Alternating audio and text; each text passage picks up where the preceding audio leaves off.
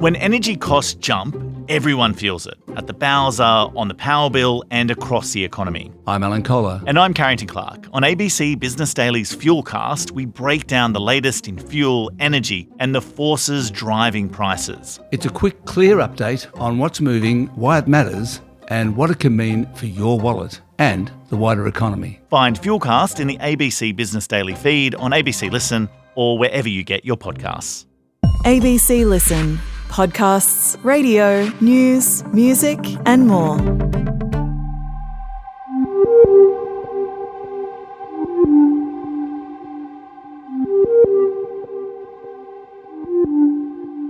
There's only a few people in the country who would have a news helicopter flying above them as they're released on bail, and one of them is Ben Roberts-Smith. In today's special episode, we're looking at how the SAS veteran charged with war crimes, specifically murder, was able to walk out of jail while waiting for his trial. I'm Stephen Stockwell. This is The Case Of. What a privilege it is to hold your precious and beautiful Victoria Cross, my fellow Australian, Corporal Roberts-Smith. A former Australian Defence Force member has today been arrested and will be charged with 5 counts of war crime murder. I'm proud of my service in Afghanistan. While I was there, I always acted within my values, within my training, and within the rules of engagement. It will be alleged the victims were shot by the accused. What's been really difficult, though, is those brave SAS witnesses. Now, their allegations are yet to be tested. They will be tested and weighted by a jury. It's about time we had his chance to have his say. Thank you. After 10 days in Sydney's Silverwater prison, Ben Roberts-Smith is on his way back to Queensland. One of Australia's most decorated soldiers, Ben Roberts-Smith, has been charged with war crimes, murder. And these are charges that he says he's going to fight. While he waits for his chance to fight them, we have had so many emails asking us what is happening here. He's now living in the community after being granted bail last week, and we just couldn't ignore your inquiries, so we wanted to update you. Jamie McKinnell, the ABC's legal affairs reporter, was there at that bail hearing, and now he's here with us. Thank you for joining us, Jamie. Hello. Ben Roberts-Smith's bail hearing last Friday. Now, these are usually pretty dry, kind of procedural affairs, but I imagine this one, given the attention on Ben Roberts-Smith, kind of broke the mould. What happened? What unfolded there? Yeah, I think it was mainly because of the level of interest in this case is obviously much higher than a lot of other criminal cases. And to a certain extent, bail applications are predictable because the same kinds of arguments and rebuttals usually get thrown around in these bail applications. But it was the level of interest that really stood out here. So in Sydney's Downing Centre, the court moved it to one of the building's biggest courts on level 5. There are dozens of chairs in the public gallery there. And they also had arrangements in place for an online stream of the proceedings as well, just in case they had capacity issues. So even before this hearing started, it was pretty clear that they were anticipating a lot of interest and rightly anticipating that. So we had a lot of journalists there, obviously, heaps of cameras outside the Downing Centre. Interestingly, there were some supporters who were being quite visual outside the court as well. There was a veteran there who was putting up 2 signs outside the entrance to the Downing Centre that said, "Following orders," with a picture of Ben Roberts-Smith, and I saw another guy with a different kind of sign in support. So it was obvious, even approaching the court building, that this was a very different type of bail application in the sense of the level of interest that it has generated. Yeah, and I mean, when you get inside the Downing Centre, when you get into the biggest room that they've got, who was there? I guess you got the parties, but were there family, friends, supporters of Ben Roberts-Smith? Yeah, so he had his parents, Len and Sue Roberts-Smith. They flew over from WA and they were sitting in the front row of the public gallery. The rest of the gallery was full of mostly journalists and media representatives. Ben Roberts-Smith wasn't there in person. He was beamed into the courtroom on a video link. So we saw him go into this pretty small video link room of Silverwater Jail. He was wearing a green prison top. And he sat there pretty quietly to watch all of this unfold. We only heard him speak a couple of times, and it was usually when he was asked to confirm that he could hear things or that he understood things through this whole process. And the other people we saw, obviously, were the parties. So we had his defence team, his barrister, and then a team from the Commonwealth Department of Public Prosecutions. Yeah, and I mean, in a bail hearing, you've got kind of those two teams, right, kind of arguing with each other, basically. You know, on the defence side, you've got them arguing why someone should be released on bail. On the prosecution side, you've got them arguing why someone shouldn't be. What were the arguments put forward by Ben Roberts-Smith's defence team about why he should be released on bail? Well, they started by really sort of emphasising this point about the likely delay in the proceedings that this case will be subjected to. And they were setting out from the very start to show that there are exceptional circumstances in this case that justify a release on bail because of those delays in combination with other factors that they raised. But there was a lot of talk at the start about the likely delay in this case. They were calling it unprecedented and uncharted legal territory. And they said there'll be delays here because of things like the size and complexity of this case. Also, the need to classify some of the prosecution's material as containing sensitive information, which then has flow-on effects, and it has this whole set of rules about access and who can access it and where they can be and the storage of that information. So that's another complication. They raised delays in the sense of whether or not other soldiers might be charged with offences arising from the same incidents that have become part of this case. So Ben Roberts-Smith's barrister, Slade Howell, was saying that it's likely this case will take years and it will have many twists and turns along the way. But what I found perhaps the most interesting, Stocky, was this one point that Mr. Howell raised. He said it's very likely in due course that a superior court or courts might need to consider whether the extraordinary pre-trial publicity surrounding these allegations means that a fair trial of the allegations is simply not possible. So that was one line in there that stuck out to me just about how unpredictable this case might be as it goes through the court system. His lawyers also argued that he needs to be on bail to prepare a defence, and they said that the fairness of the proceedings would be compromised if he had to do that while he was still in custody on remand. And they said the evidence in this case might end up being nothing like the evidence in the defamation case. They said that there are many unknowns when it comes to assessing the strength of the prosecution case. So overall, they were arguing that all of this together should come as a reason why the judge should find exceptional circumstances. They proposed bail conditions, and they were arguing that all of that together would amount to a judge finding that he should be released on bail.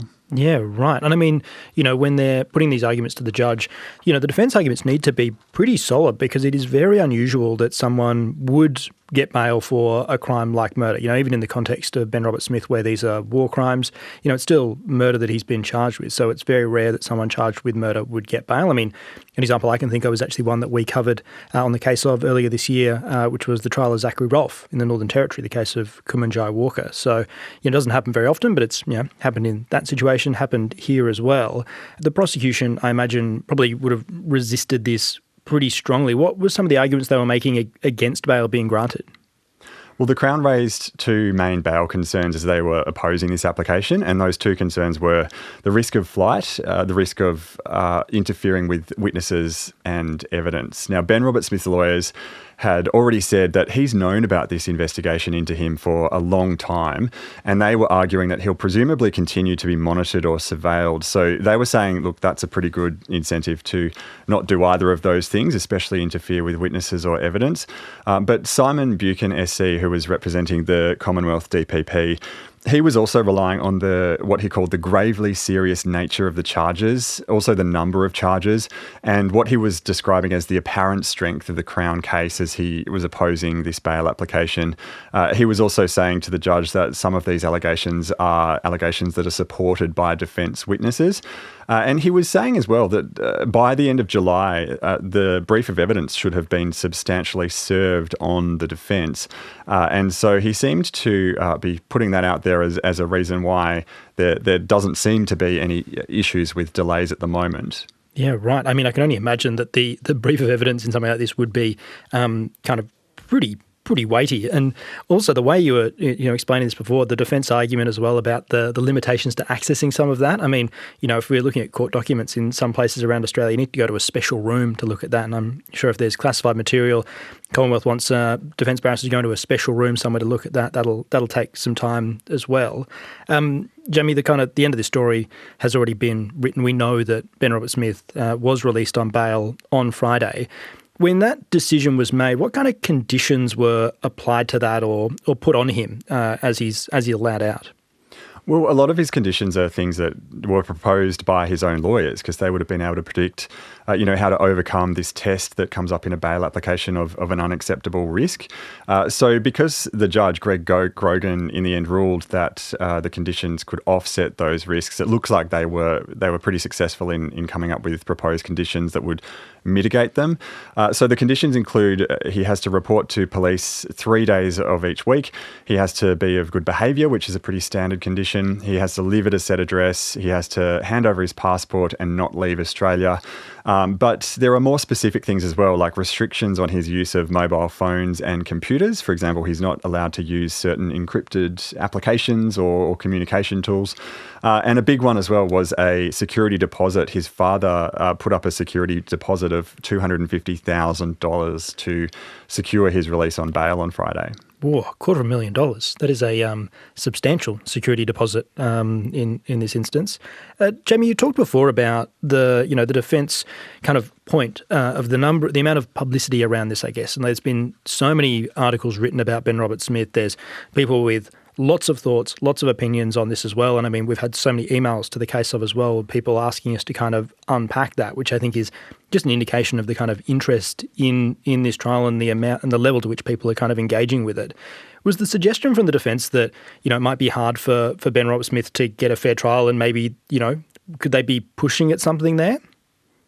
Yeah, I think we're going to have to wait and see in that respect what exactly they were hinting at there. But it's quite obvious, even watching the news cycle, that there has been a huge level of coverage in this case.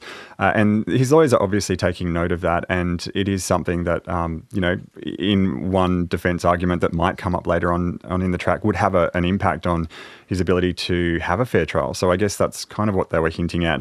But his lawyers, when they raised that prospect of, a superior court or courts, they only said in due course that might have to happen. So it's really being thrown out there as a possibility without any timeline or sort of firm indication of whether they'll do that, and if they do, at what point they'll try to do that. Yeah. I mean, there'll be a long road of a heap of legal hearings before we get to a trial of Ben Roberts-Smith for these war crimes charges. Following the hearing on Friday, Jamie, there was a document released by the New South Wales courts. This sounds like the sort of thing that was talked about in the courtroom, and then was an application for everyone to have a look at this afterwards. What was this document that you got your hands on late Friday? Well, it's a statement of alleged facts in this case. So it's a prosecution document where it was basically 25 pages of what the Crown is relying on in this case so far. And it had some interesting revelations in there. The main thing that stuck out to me was that there are 3 indemnified Defence Force witnesses who have given written accounts of their evidence to prosecutors so far, and they have been offered an undertaking by the Commonwealth DPP. And according to the alleged facts in this case as well, those witnesses have, quote, admitted to their personal involvement in executing one or more detainees at the direction of or in complicity with Ben Roberts-Smith. And it says Ben Roberts-Smith was their military supervisor at the time. So there are outlines of the allegations, each of the 5 counts of war crime murder, and that document also contains a summary at the end of what it says are common themes. So it's part of the beginning of this case coming together, but it was really an insight into what the nature of these allegations are and how the Crown might seek to stack them up in the future. Yeah, and you mentioned the 5 charges that Ben Roberts-Smith is facing. What can you tell us about those 5 charges? Well, we know so far already that there are 5 counts of the war crime of murder. We know that they relate to his time in Afghanistan on deployment in the years 2009 and 2012. But that document went into a bit more detail about the alleged war crime murders, including that the deceased men were Afghan civilians who were under the control of Australian soldiers at the time of their deaths, and allegations that they were shot by Mr. Roberts-Smith or by a subordinate soldier under his orders. The alleged facts also outline, as I said, some common themes, and they listed those common themes as things like each deceased person was an unarmed person at the time. they were in a location where Ben Roberts-Smith could reasonably have suspected insurgents could be located. And it appears, Stocky, as well, there is overlap between these allegations and what was heard in the defamation case that Mr. Roberts-Smith lost against Nine. But the difference, obviously, that we have to keep pointing out here and is really important is that defamation case resulted in this federal court ruling that allegations of 4 war crime murders were substantially true, but it was a finding made on the balance of probabilities, so the lower civil standard. And that is a different test to what's currently before the courts in this criminal setting. In the criminal setting, prosecutors are going to need to prove the allegations beyond reasonable doubt. So there are similarities between the allegations, but it is a completely different test before the court now. Yeah, and am I right in thinking, and you're going to need to pardon my ignorance here because I know you were incredibly deep in the Ben Roberts-Smith defamation case, and I had a passing glance over the top of it. But in that case, was that a process that was decided by a judge, or was there a jury involved in that one? That was a judge alone, so it was Justice Anthony Besanko. But the other difference here is that because these are Commonwealth charges that Ben Roberts-Smith is facing in a criminal court, there's not an option for a judge alone trial. It has to be before a jury, and it will also have to be a unanimous verdict. So there's not an option to go to a majority verdict if a long time down the track a jury, sometimes if they get stuck, they're given the option of having 11-1 instead of a unanimous verdict. So that's another really key difference here. Yeah, right. And yeah, when you're thinking that it'll be a jury deciding on these charges, that argument from the defence, the point that there's so much news around this, is it possible for him to get a fair trial, has a different weight as opposed to just being a judge-only trial in those situations. Jamie, you've done a bunch of fantastic reporting on this over the last week or so I'll pop a link to some of your stories in the episode description of this episode so people can read a bit deeper if they would like. What has Ben Roberts-Smith said about the charges that he's facing? Well, we heard from him on the weekend, on Sunday on the Gold Coast. He read out a prepared statement, and that was the first time since his release on bail that we've heard him speak. Actually, since his arrest, obviously, because he's been in custody. But during that statement, he categorically rejected all of the allegations. He said he will fight to clear his name and that he's never run from a fight in his life. But he also took aim at the actions of police and investigators who arrested him at Sydney Airport. He described that as sensational and called it an unnecessary spectacle. And he also defended his military career in a broader sense, I guess. He said, while I was in Afghanistan, I always acted within my values, within my training and within the rules of engagement. And he also, during that public statement, made an appeal for privacy because, as you've mentioned, Stocky, he's been, the subject of a lot of media reporting. He's no doubt been followed by cameras a lot since that time as well. So he appealed for privacy as well and said, look, for the sake of my family especially, who have already been involved in the arrest happening in front of his daughters, he seemed concerned about that. So he broadly asked for the media to give him some privacy now. Yeah, and I mean, the bail hearing was in New South Wales. He was arrested in New South Wales. Is he living in Queensland at the moment, though? Have I got that right? Yeah, so he's been given bail to live in Queensland and he has been, as I said, checking into a police station 3 times each week as part of the bail conditions. Yeah, got it. What happens now? Well, early June is the next time this will be before a judge in Sydney, but Ben Roberts-Smith was excused from attending that day if he's legally represented, so we'll probably only see his lawyers that day. As I mentioned too, prosecutors said the brief of evidence should be substantially served, in their words, by the end of July. But Ben Roberts-Smith's lawyers seem to strongly disagree with that as a realistic timetable and said, look, because of the likely delays and complications, they didn't think that was going to happen. So really, we're going to have to wait for that next big step. Is the defence is handed the brief of evidence, and then we see how it might play out from then on. Yeah, right. I mean, we're getting so many questions about whether or not we're going to cover this trial, and not just emailed to the caseof@abc.net.au, but also to me directly in person as I'm bumping into people and talking to people about the pod. And Jamie, I've been saying that this is probably years away from doing it. It's something that we certainly would be interested in covering when the trial starts, but likely a little while away, very complicated. There's so much information, as we've been talking about, for the barristers to get across. Given the defence point that a trial is years away, am I right in kind of suggesting that, we're a while away from this, or have I been, just kind of flat out lying to people? No, that's absolutely fair. It's definitely at least years away. I think The only other comparison that was made during this bail application was another war crime murder case involving former soldier Oliver Schultz. He has been charged with one count of war crime murder, and he was charged in 2023. And Ben Robert-Smith's lawyers actually raised that in court and said, well, look, it's been going through the court ever since 2023, and he's still waiting for a trial to get underway. So if that's any indication, it's very likely that Ben Robert-Smith's trial is years away from us right now. Yeah, great. Jamie, thank you so much for joining us on the Case Of and talking us through all of this. No worries, thanks. That is Jamie McKinnell, the ABC's legal affairs reporter based in Sydney. He's been following Ben Robert-Smith not just through this period but also through the defamation trial. And if you're interested in hearing a little bit more about this, make sure you grab ABC Listen and listen to The Law Report with Damien Carrick. He has had a fantastic chat with Graham Blewett. He's a former war crimes prosecutor, also a former New South Wales magistrate. It's a wonderful deep dive. So if you're interested in this, if you've enjoyed my chat with Jamie, recommend chasing that one up as well. And we'll be back in your feed next week. We start to wrap up our coverage of the case of the two intruders. There's what the jury didn't hear and what we really think. So we'll have our next instalment of that next Tuesday.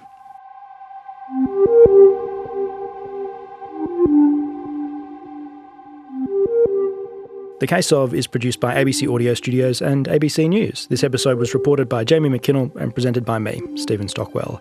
Our supervising producer is Greg Muller and our executive producer is Claire Rawlinson. Thank you to senior lawyer Jasmine Sims, our legal queen, for her legal advice every day, to the New South Wales newsroom, and to Audio Studios manager Eric George. This episode was produced on the land of the Gadigal and Wurundjeri people.